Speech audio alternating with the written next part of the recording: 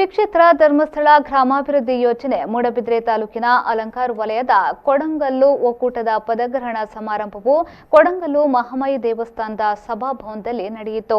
ವಲಯ ನಿರ್ಗಮನ ಅಧ್ಯಕ್ಷ ಸತೀಶ್ ಕೋಟ್ಯನವರ ಅಧ್ಯಕ್ಷತೆಯಲ್ಲಿ ನಡೆದ ಸಮಾರಂಭದಲ್ಲಿ ವಕೀಲ ಮೂಡಬಿದ್ರೆಯ ಪತ್ರಕರ್ತ ಸಂಘದ ಅಧ್ಯಕ್ಷ ವೇಣುಗೋಪಾಲ್ ಮುಖ್ಯ ಅತಿಥಿಯಾಗಿ ಭಾಗವಹಿಸಿ ಮಾತನಾಡಿ, ಜೀವನದಲ್ಲಿ ಶಿಸ್ತು, ಸಮಯ ಪಾಲನೆ ಮತ್ತು ನಂಬಿಕೆ ಬೇಕು.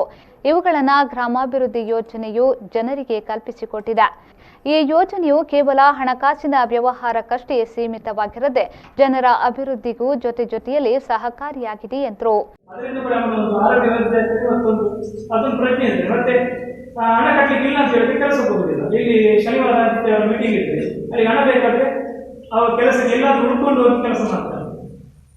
ಅವರಿಗೆ ಅನಿವಾರ್ಯತೆ ಇದ್ದರೆ ಮಾತ್ರ ಒಂದು ಬರ್ತದೆ. ಅನಿವಾರ್ಯತೆ ಪಾಠವನ್ನು ಕೂಡ ಈ ಯೋಜನೆ ಕಲಿಸಿದೆ.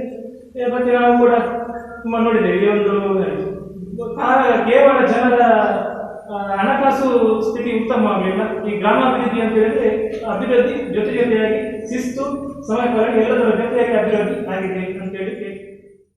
ಮೂಡಬಿದ್ರೆ ಸಮುದಾಯ ಆರೋಗ್ಯ ಕೇಂದ್ರದ ಆಡಳಿತ ವೈದ್ಯಾಧಿಕಾರಿ ಡಾಕ್ಟರ್ ಶಶಿಕಲಾ ಅತಿಥಿಯಾಗಿ ಭಾಗವಹಿಸಿ ಕೊರೋನಾದ ಬಗ್ಗೆ ಜಾಗೃತಿ ವಹಿಸುವಂತೆ ಸಲಹೆಯನ್ನ ನೀಡಿದರು. ಪುರಸಭಾ ಸದಸ್ಯ ನವೀನ್ ಶೆಟ್ಟಿ, ದೇವಸ್ಥಾನದ ಆಡಳಿತ ಮಂಡಳಿಯ ಅಧ್ಯಕ್ಷ ತೇಜಪ್ಪ, ನಿರ್ಗಮನ ಉಪಾಧ್ಯಕ್ಷೆ ಪುಷ್ಪ ಹಾಗೂ ನೂತನ ಪದಾಧಿಕಾರಿಗಳು ಉಪಸ್ಥಿತರಿದ್ದರು.